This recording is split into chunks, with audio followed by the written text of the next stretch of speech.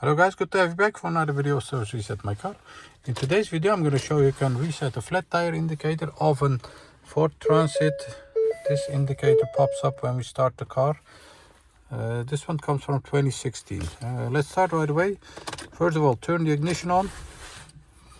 Then press the OK button to get rid of the information system over here. Then we're going to use the left button to go to the settings area. Settings, press another OK. Then find driver assist, press OK.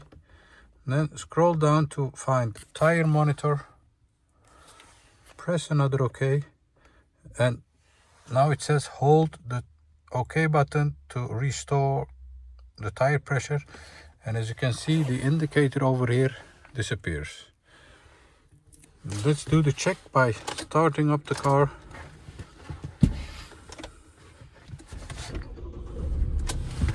And you'll see that the indicator, flat tire indicator, is gone now. Another indicator came up, an oil change.